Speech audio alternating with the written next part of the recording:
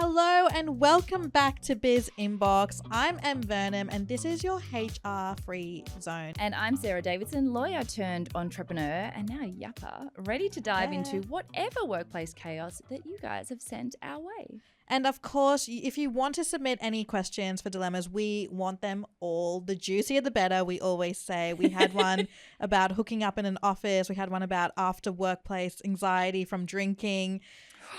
So good. How good was that? Such a goodie. And you can remain completely anonymous. We're not here to air your dirty laundry. We're not here to message your bosses on LinkedIn.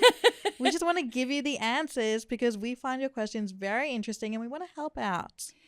Today we're helping someone whose boss keeps claiming credit for their hard work. Oh my gosh, that is so annoying. Because apparently idea theft is well and truly alive in Australian offices. And we're also talking about bouncing back from one of those mortifying moments that we've all had, crying at work and wondering if your career or at least your reputation is over. I've cried at work so many times. I love crying at work. It's just Can so I make nice. you cry right now? Well, it makes sense to cry on company time. Like at least get paid for it. 100%. But first we're diving into a workplace dynamic that's becoming more common than you'd think. And it's all about age, authority, and earning respect when the odds feel stacked against you. This actually reminds me. Have you seen the ATO just dropped their annual list of Australia's highest paying jobs? I did. Fascinating. Oh my God. Okay, so we have some jobs here listed. So surgeons are still absolutely dominating the country. They're earning around $472,000 a year. Who did you think was next? I should have made you guess. Oh, yeah. Okay. In my head, I thought medical, I knew, legal, like, all and medical. like financial. And honestly, I want the medicals to be at the top. 100%. You're actually saving I'm actually lives. okay with that. You're actually Especially the genuinely saving surgeons. lives. I mean, we are also Like, maybe saving me lives as a in our social own media way, producer, I could be up there. We're answering the heavy-hitting questions, We are. okay? We're We're I can't holding even up count that high. Like me trying to read that number took a really long time. the concentration. So But you bad. are holding up the workplaces of Australia in your own way, okay? I wanted to see this one though. Like financial dealers at $355,000. What is a financial dealer? I actually don't know what that is. I think it means people in finance, like people Oh. do it brokering financial deals. Oh, Like we're kind of like brokerage. that adjacent. Yeah, 100%. Not really.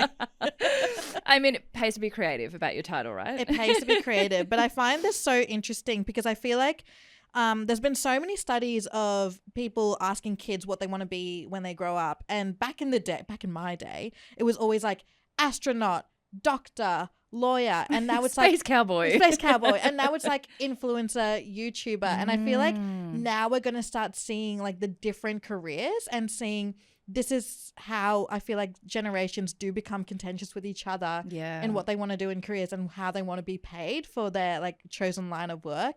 And I'm just finding like these stats so interesting. Well, I also think that what doesn't make the annual list of highest paying jobs is the self-employed. Yes. So there are influencers out there who are absolutely dominating beyond $472,000 a year. Oh my God. But that's not a salary, so that wouldn't be on the list. Oh my God, that's so interesting. Right. So we could do this. So we could, babe, we're already doing my God. this. Well, doctors watch out. Cannot confirm or deny our salaries for this podcast. What if we become influencer doctors? That means we'll just be like billionaires. Guys, in 16 years after we finish We're studying, trademarking it's this. over for you bitches. No one become an influencer doctor.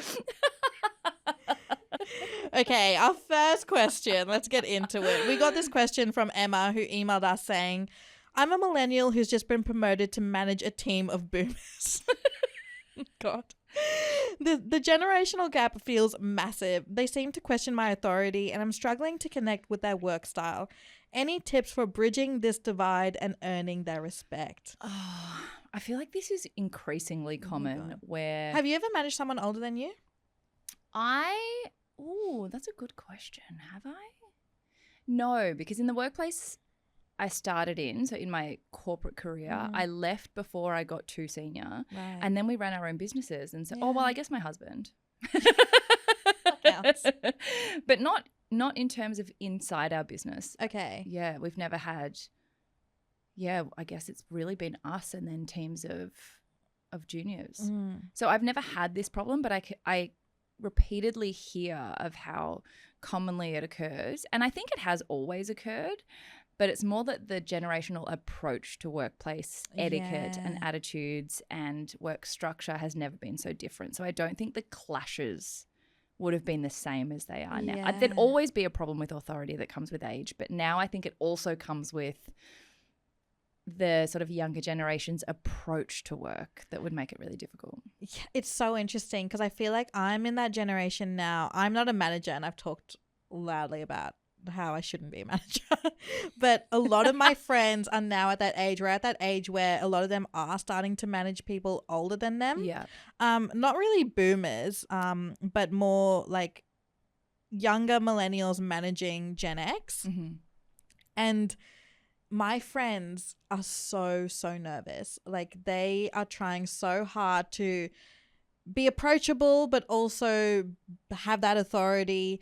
And a lot of them are saying that it's really hard to manage people older than you because they don't want to be managed by someone younger than them. Mm-hmm. And they find like they're the hardest people to manage, like compared to everyone else who are their same age or younger. Yeah. It's the ones that they have to manage who are older, who have been in the workforce for much longer than they have, who are trying to like also insert their authority over them. And it just becomes this massive clash. And I just feel like when it comes to jobs, you just have to remove everyone's ages because you're going to go crazy. And it's not just in management. I think this also comes down to salaries. When you find out someone younger than you has a bigger salary than you do go a bit insane. Like, you go like, but when I was her age, I was on this salary. So how's this working out? And I think age in the workplace is something that has to just be completely removed from everyone's mind. Yeah. And it is so hard when the gap is so wide that like it's impossible to ignore when you're in person. Yeah. But I think the way you worded the question, Emma, is where the power of your answer is. I think that it is all about bridging the divide and earning their respect. And this doesn't come from experience, obviously, but I do think that anytime you come up against, even if it's not age, anytime you come up against a difference with someone in the workplace, before you can influence them in any way, you do need them to appreciate you. You do need them to value your opinion before they'll even hear what it is. And my strategy for doing that, not in a workplace, but in business, I've many times found myself at pitching at a table where I'm the youngest or I'm the only woman. So it's different but similar. Yeah. And I know I'm not going to be heard until they respect what I'm saying or my right to be there. And it sounds silly, but my trick has always been to emulate what I think they will respect. And even though I'm like, you don't need to change who you are, like don't, make your own mark, be an individual, I do also think that there is something to be said for leaning into what you know they respect. Yeah. And kind of copying that until you get on their level and then hitting them with the different things that are more from your generation. So that's such good advice. For example, if I want to go to a pitch dressed in not a suit and in really, fun, sparkly clothes and, I have every right to do that. Our generation appreciates that my talent isn't undermined by what I wear.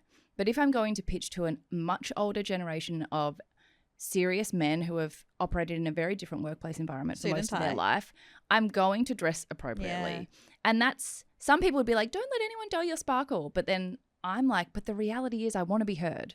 I want to be heard. And so why would I not give myself the best chance? So I kind of think putting on a skin that's going to allow you to get on their level, at least while you're building trust. Like, don't go straight in with your sparkly, fluffy outfits. That can build. And it's the same with any relationship. You wouldn't come into any relationship showing your absolute wildest full colors in the beginning. You do gently kind of unravel that. And I think there will be some like activists out there who are like, no, you should never have to wear a suit and tie just to fit in.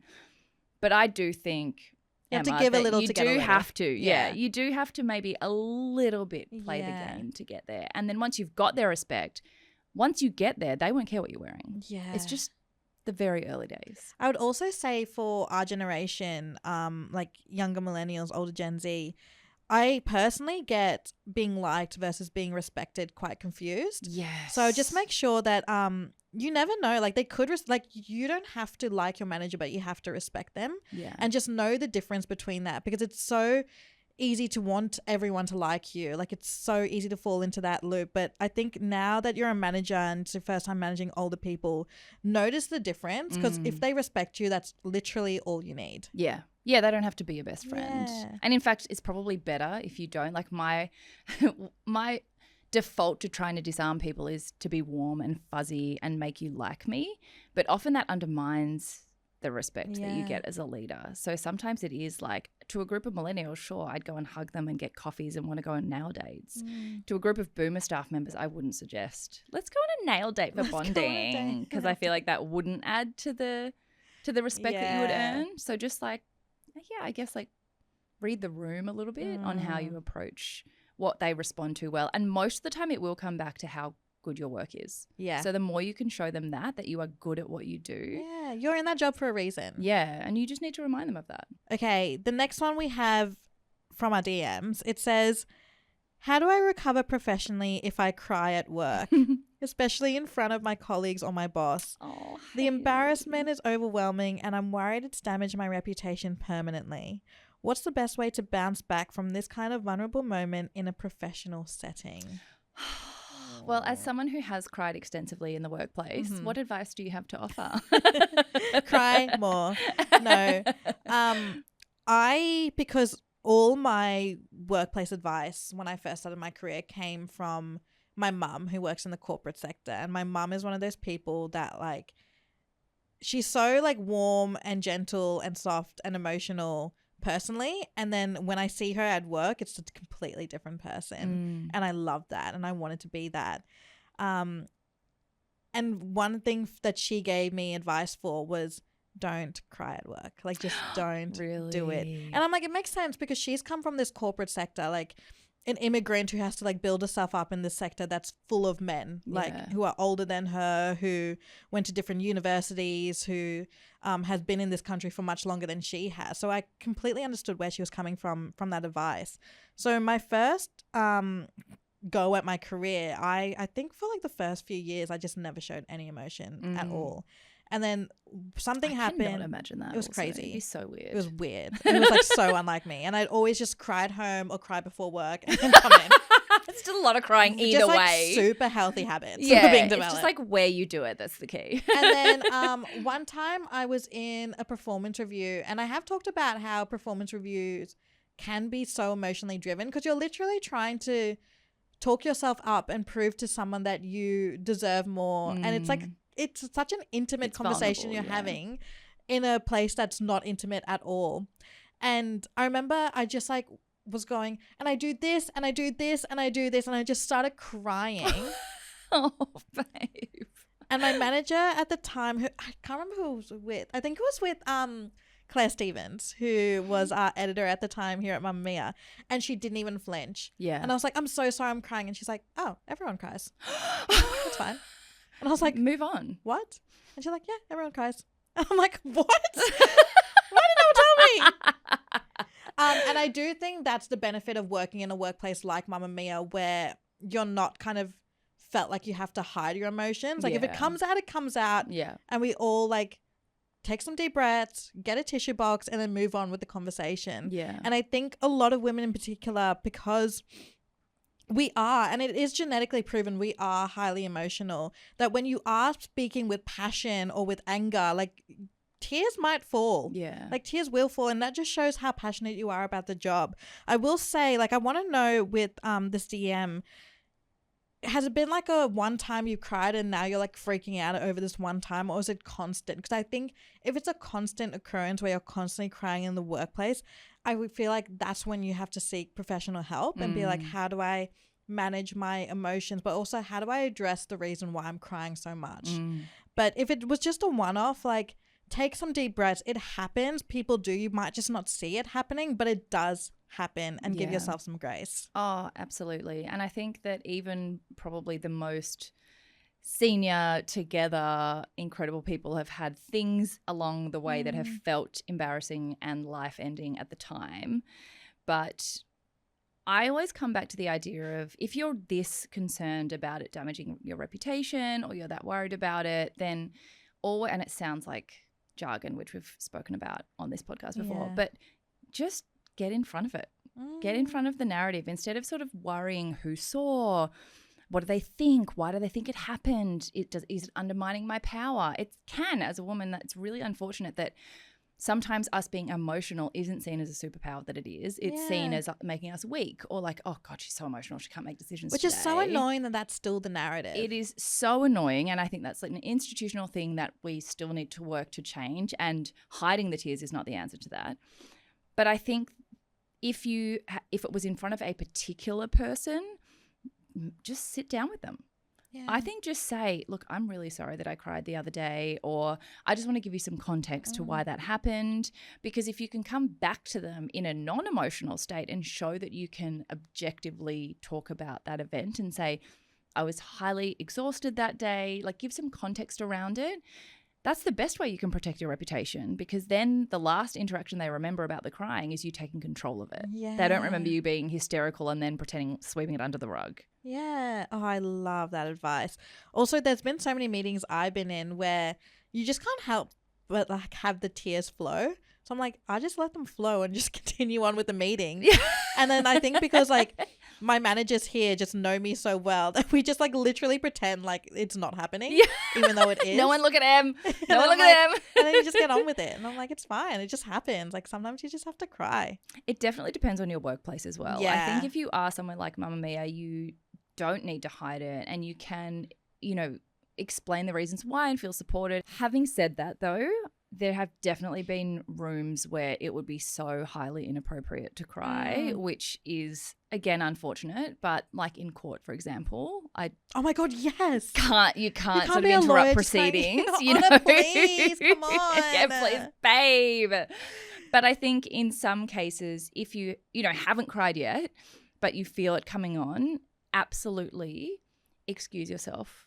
Just say, I'm sorry, I just need to excuse myself. And sometimes you can't prevent when emotions will hit you, but you can control where they are released. And if you don't feel like you're in a place where it is going to be appropriate or be interpreted well, or it's just not the right time and place, then absolutely just excuse yourself. It could be a medical reason. It could be an illness. No one needs to know why. Yeah. Take yourself off to the bathroom and then regroup there. Okay, our last question of the day. How do I make sure someone gives me credit for my hard work when my boss keeps taking ownership of my ideas? I'll present something in a meeting and later hear him pitching it as his own concept. Oh, my blood's boiling. It's happening repeatedly and I'm starting to feel invisible. I think this is common. Do you? I think so. Maybe not even on purpose, but I think sometimes you might put something forward or plant the seed of an idea, and then in a bigger meeting, it's sort of like, we've come up with this thing, or I've come up with this thing, and you're sitting there like, who? Who came up with that thing? Oh. Yeah, I feel like that's quite common. I am like so the opposite of this, to the point where even if it was my idea, I'll be like, oh, but this person helped me. Oh, but this person helped me. And I have to like, there's this one thing that's been stuck in my mind for like the last few weeks. For Biz, I interviewed Sarah Harden, who's the CEO of Hello Sunshine. And she said after the interview, she was like, those were such good questions. And I said, thank you so much. And immediately after she went offline, I was like, our producer so wrote those questions and she'll never know. And now I've just taken and I got to call her back. I've just taken credit for all of Soph's hard work and all her questions. And now, like, how do I get that message across to Sarah Harden, CEO of Hello Sunshine? So you sent her a DM. I'm like, literally, dear Sarah.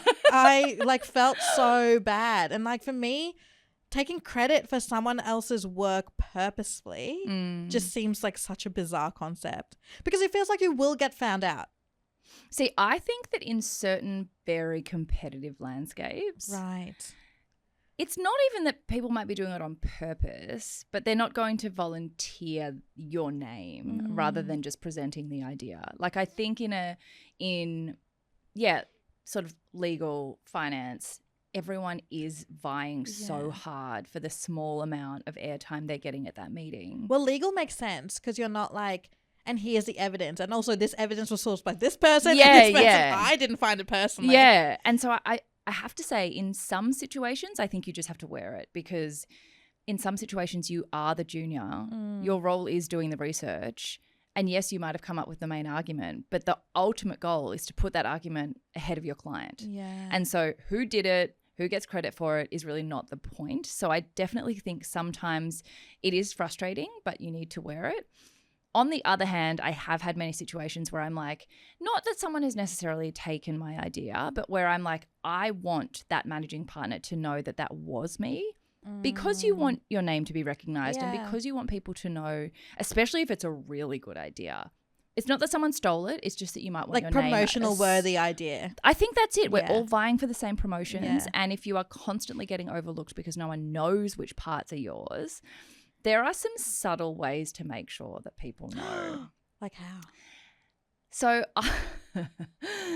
it's sort of like the equivalent of saying per my last email, right? Like, you know, when you want someone to remember that they were the one who told you something and you reattach the last email and say per your last email. Yeah. It's kind of like that. So if I really want someone to know that it was my idea, like I will forward the email and like copy people on. Oh, that's smart. You know, I'd be like, dear Blas, and then I'd copy the person who I wanted to see that it was me. I have researched this part of the idea and I think that I would like to present blah. And then I'm like, now everyone knows. Yeah. Now at the source, everyone knows that was me. So it doesn't matter what happens to this later. They know that this original idea came from me. So it's kind of like creating like a traceable chain of evidence of like who did the work.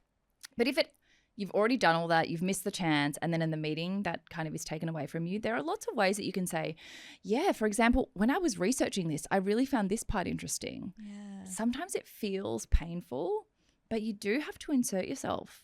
Yeah, I like that. To own it and be like, I'm not saying that was my idea, but I am kind of implying by saying, yeah, when I was reading that article before I mentioned it, like there are small ways that you can just be like, hey, everyone, me. That's so true. Or like if your boss is presenting an idea to like a group of people, knowing that it's your idea, you can even interrupt them and be like, yes, Josh, I remember when I told you this. Yeah. Thank you but so that's much what for I putting mean. this together. That's what I mean though. Like maybe you can't do it like that abruptly, but you can. It's almost like, I feel like it's almost like when you're networking and you're like, I'm never going to break the circle. Like I'm trying to break into that circle over there because I want to talk to that person. No one's going to invite you. You just have to walk up. It's the same here. I feel like if you're in a boardroom and someone is talking to your idea and you're not getting any acknowledgement, you do just have to find a way to insert a sentence that shows that you were involved in it. Yeah. Brutal, but you got to do it. Hard, awkward, but if that's how you need to take ownership of it, that's how you do it. And you have to get that bank.